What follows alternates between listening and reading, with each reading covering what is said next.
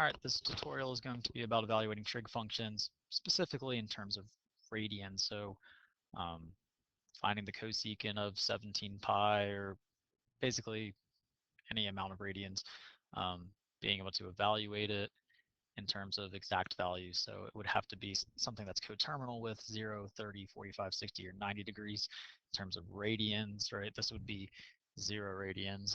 This is pi over 2, pi over 6, pi over 4, pi over 3. This is the same chart from when we were evaluating trig functions as degrees. So if you need a review of that, you can watch that tutorial. But this is with radians. So I'm going to keep that reference chart as well as the sign chart just to the side so that we can reference it. Basically, anytime you're doing these problems, you are either referencing these off of memory or off of paper. There's no way to do this without knowing these values unless you're going to every single time use a 30, 60, 90 or 45, 45, 90 triangle where these come from. So either way, you're still trying to think in terms of the unit circle. So let's start off somewhat easy.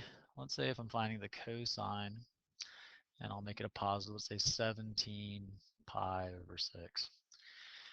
So when we're doing this with degrees, you need to find what's coterminal. Coterminal means that, well, I'd like to think in terms of skateboarding. I could do a whole bunch of different rotations, right? I can do 7 spins, but the coterminal side is the side which, do I do 7 complete spins or do I have 7 and a little bit left over? Or, basically when I spin around, so to speak, it doesn't matter how many times I do a full circle, but if I end here, that's the angle I'm coterminal with.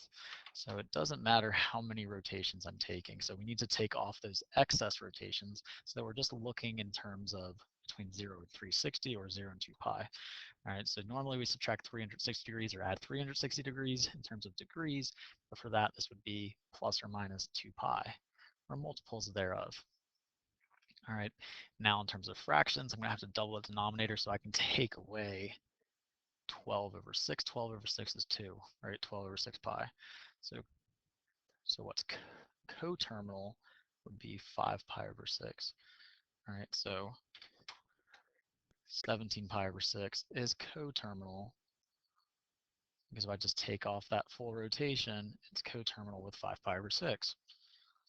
All right, with a full unit circle, I can just look up cosine 5 pi over 6. All right, but 5 pi over 6 is not on our chart, so I need to know what that reference angle is.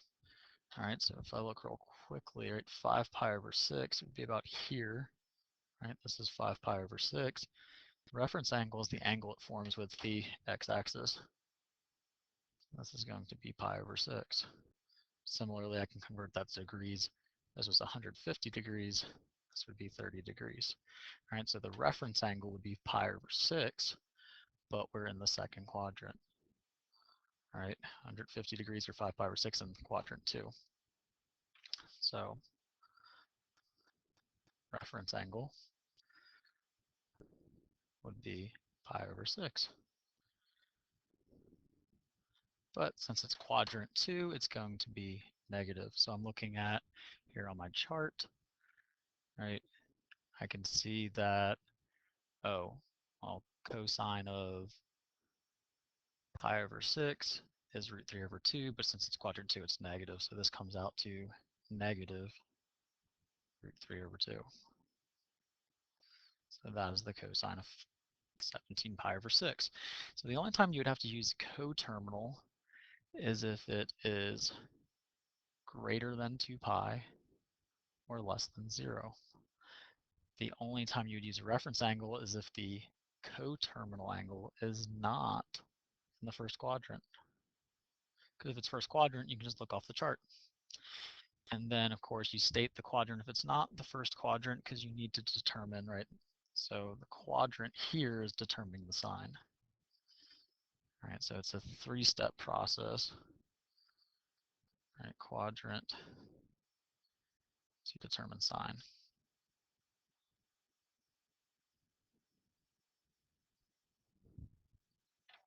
a three-step process. So I have to find the coterminal angle if it's not between 0 and 2 pi. I find the reference angle if that coterminal angle is not in the first quadrant, and I want to state the quadrants to determine the sign. Now, if it's Q1, I probably don't have to because they're all positive, right? But that's kind of the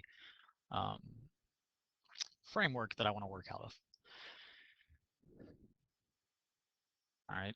Now, sine and cosine are usually easier to work with because you know those values off the top of your head. But with the chart, all of these are equally easy to work with, right? By having the sine chart and having the absolute value chart. I call it absolute value chart because those are all the same distances, but it's not positive or negative. So between those two charts, all you're really doing is doing coterminal and reference angles, but with radians.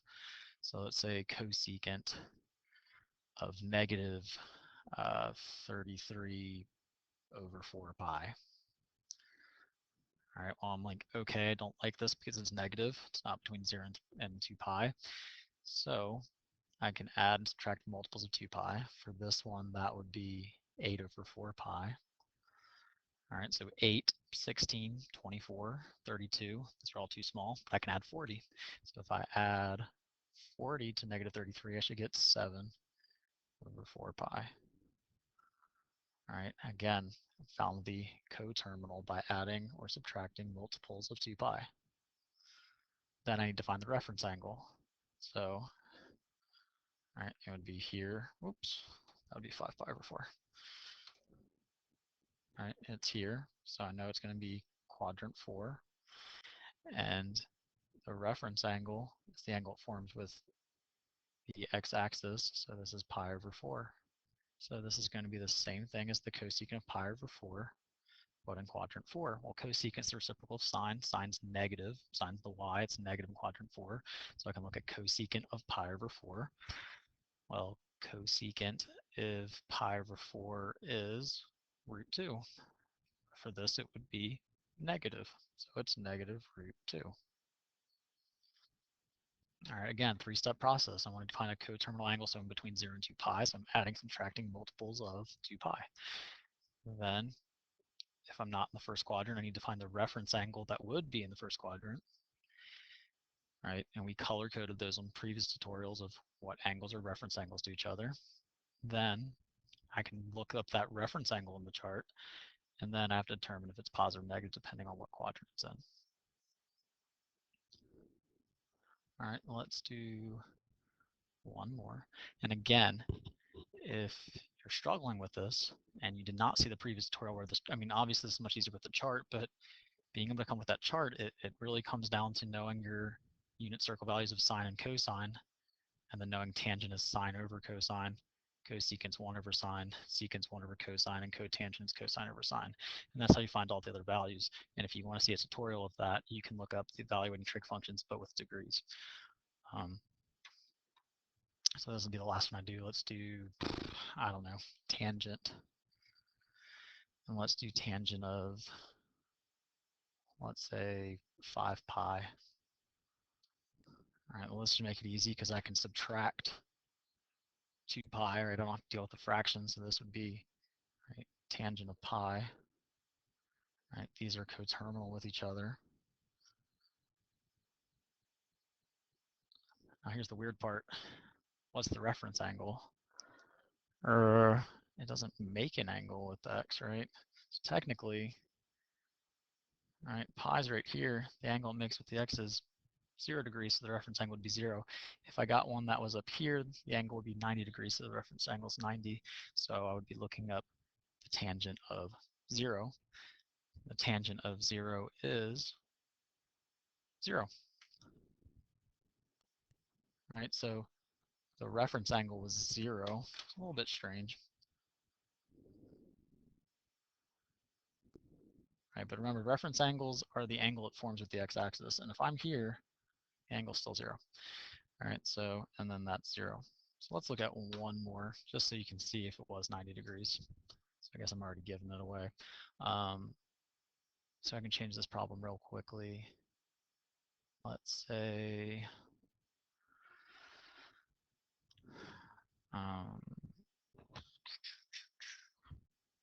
secant of 13 pi over 2. All right, add or subtract 2 pi, which in this case is 4 pi over 2.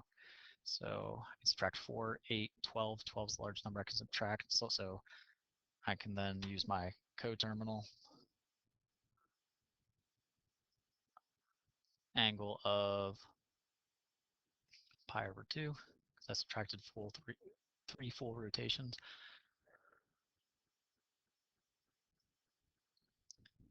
Actually, this isn't a good example, but we would see pi over 2, that's actually in the chart, so secant of pi over 2 is undefined.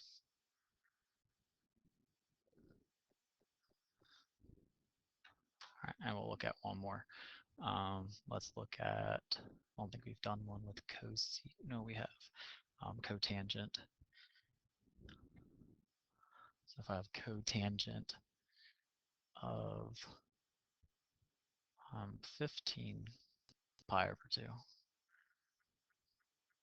again, plus or minus 2 pi, which in this case is 4 pi over 2. So I can subtract 4, 8, 12. Okay, I can subtract 12 again.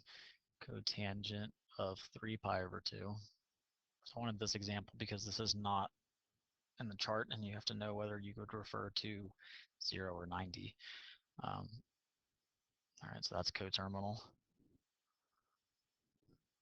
And the reference, well, 3 pi over 2 is down here. Again, the angle it forms with the x-axis is pi over 2 or 90 degrees. So you would look up 90 degrees. So I would say cotangent of pi over 2, which cotangent of pi over 2 is 0.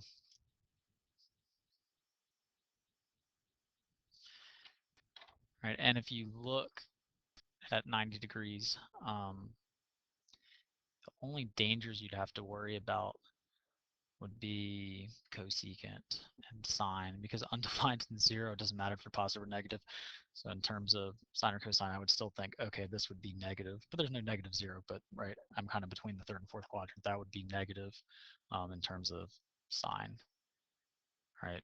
But so that's just one thing to take into account. Those are kind of special cases. But again, three-step process, coterminal, coterminal angle if you have to, reference angle if you have to, state the quadrant, and that way you can determine if it's positive or negative. All right, I hope this helps. Maybe you're able to pause it if I was going too quickly. And then the final thing we would do in this unit is talking about inverse trig functions. All right, and that would also be involved in evaluating